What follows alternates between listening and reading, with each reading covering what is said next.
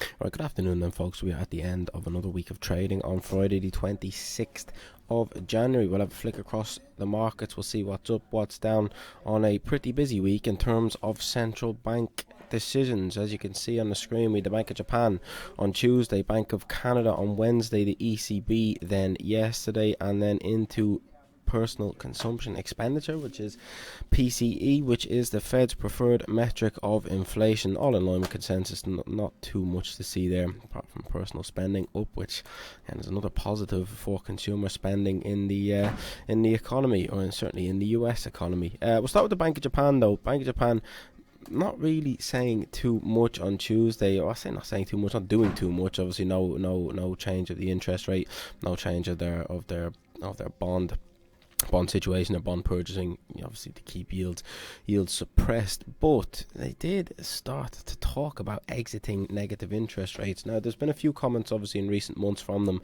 in relation to that, but they said that they are going to end negative interest rates, and once they end negative interest rates, that they probably will look at hiking past that. So that is a long time of negative interest rates in Japan, and a pretty sizable change in how they are going to use their monetary policy measures going forward. Now, when that is going to happen is another question. Are we likely to get it at the next meeting? No, but at some point over the next number of months, the Bank of Japan are likely to end negative interest rates and start to hike interest rates, and that will be a situation where the Bank of Japan, the Japanese yen, starts to strengthen. Now, hasn't a great deal over the course of this week so far, but when they do start to raise interest rates, that becomes more of a realistic possibility. When that happens again is another question, but they are likely to raise interest rates this year, and we will cross that bridge when it comes to it. But Japanese yen, not a bad idea to be long some Japanese yen over the next few months. I think whether in the short term that plays out is a different question, but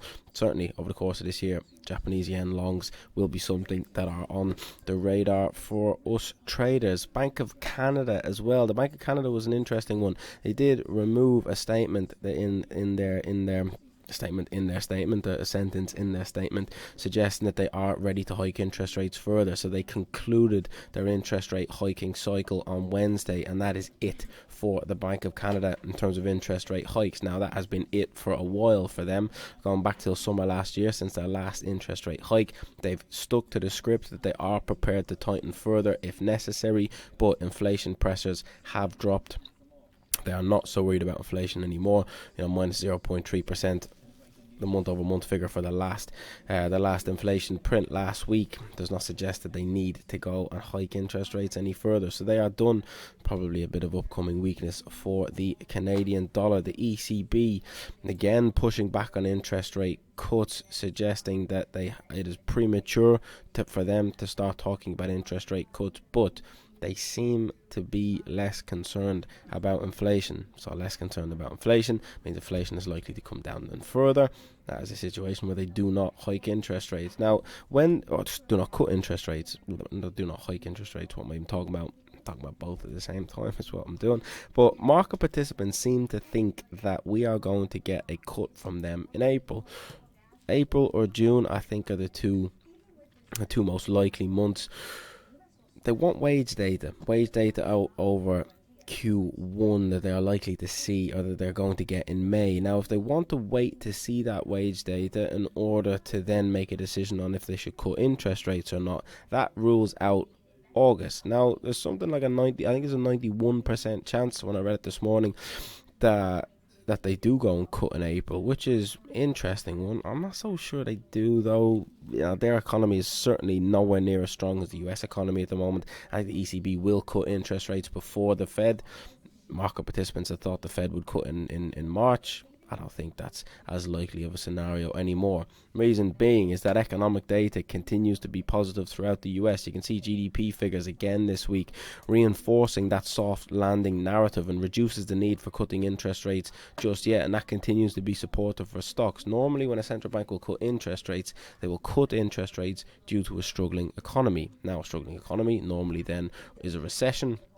3.3% growth over Q4, 4.9 over Q3 is certainly not a situation where you're looking at a recession. Certainly not an a situation where you need to cut interest rates. So when they do decide to go and lower interest rates because they have got inflation under control, they are likely hiking into an economy that is performing well. They are not hiking into an economy that is performing badly. Now that is positive for stocks. I say hiking, he's mixing the words up. They are likely to cut, or they're going to be cutting interest rates into an economy that is performing positively, not cutting into an economy that is performing negatively. So that is a situation where stocks then enjoy. Obviously a recession, stocks aren't going to enjoy that, but if they cut into an economy that's still performing pretty well, consumer spending still performing pretty well.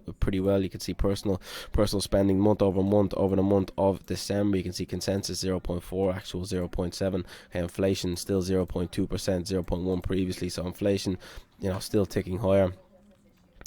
About how they would expect 0.2 over the course of the year will be about 2.4, which is what the central bank are hoping for. Personal income remaining the same, albeit slightly down from the previous month. People are still spending more money now. Household net worth in the US is still the highest it's ever been. People continuing to spend money, and the consumer is well and truly still propping the US economy up.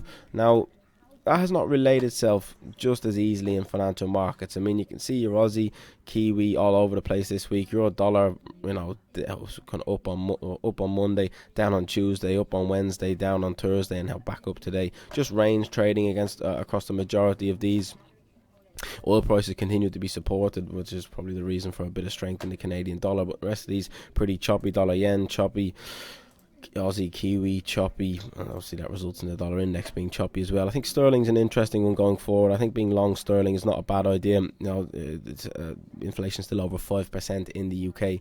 They still have more work to do in order to get down inflation. Inflation is pretty much down in the majority of the rest of the G8 economy. So with them not, I reckon the UK, I reckon the Bank of England will probably be one of the last to cut interest rates, depending on how the US economy does. But I think the Bank of England will be one of the last out of these countries you've got on the screen to be cutting interest rates. That's a situation where sterling is likely to be supported in the short to medium term. Equities continue to move higher after PCE. That obviously then goes in line with the move higher, goes in line with personal spending, which goes in line with GDP from yesterday. Stocks have continued to move higher. You can see your S&P and your Nasdaq, the outperforming, fresh all-time highs on the S&P over the course of this week. The Dow Jones and the Russell a little bit more all over the place, but I'm going to focus on the S&P and the Nasdaq for this week. Going to end the week positively. You can see massive upside on Friday. That was followed into then on Tuesday of this week, Wednesday. Now it's looking like it wants to make another attempt higher off the back of that data this week. The DAX and the Euro stocks, they continue to push higher, likely due to the fact that the markets just don't believe that the ECB are going to stick to that script. They believe they're going to have to hike sooner than they are leading on. So European stocks continue to push higher, which, I mean, I can understand US stocks pushing higher. European stocks continuing to push higher. That's maybe a little bit more of a tricky play with the economy in the Eurozone certainly not performing the same as the rest of them. You can see bond yields in the US again a bit all over the place. That causes the US dollar to be a bit all over the place, but they likely to end the week lower, or they're kind of flat on the week. May end the week lower if they continue to push lower, as they have done since PCE a few minutes ago. Oil has continued its move higher. Again, a big draw on inventories. You can see, come back to Wednesday, have a look at oil inventories. A draw of 9.2 million versus a consensus of 2.1 million and a previous of 2.5 million. So, supply on oil continues to push lower. Tensions in the Middle East are still there. And the US economy continuing to perform well is still positive for the price of oil, as that keeps up demand for oil. So again, we're looking at oil higher at the beginning of the week. That has played out. We're looking at stocks higher at the beginning of the week. That has played out. We're looking at the US dollar slightly lower at the beginning of the week. It has kind of remained flat, but other two predictions were pretty correct. Gold a bit all over the place. Japanese yen, you can see then over the course of this week, has strengthened a little bit, but has pushed back higher, pushed back lower. There's not much to see there really again on the Bank of Japan or on the Japanese yen, should I say. That's really where we're at. Three central banks, obviously we've gone through that. GDP, US figures out today, we've gone through that, and stocks looking like they want to push the fresh record highs again today, and that'll be interesting. Well, I mean, it's the side of the fence you got to sit on, and stocks likely to be underpinned as long as US economic data continues to outperform. Have to imagine stocks also continue to outperform. We've got the Fed out next week. The Fed and the Bank of England out over next week, which we will update on as we get around to it next week. But maybe a little bit of a difficult week of trading. Started off a bit easier with stocks higher. Back end of the week has been a little bit choppy, but January itself for a lot of people hasn't been the easiest month for trading, but that is normally how it goes in the month of January. Hopefully February a bit more clear cut direction across some other assets, but oil continues higher, stocks continue higher. Keep your eyes on them as we head into next week. Let's see what the Fed have to say next Wednesday. But that's it from me then. Have a good weekend, everyone. Recharge the batteries, get some rest and relaxation in, and we will speak to you again next week. Thank you.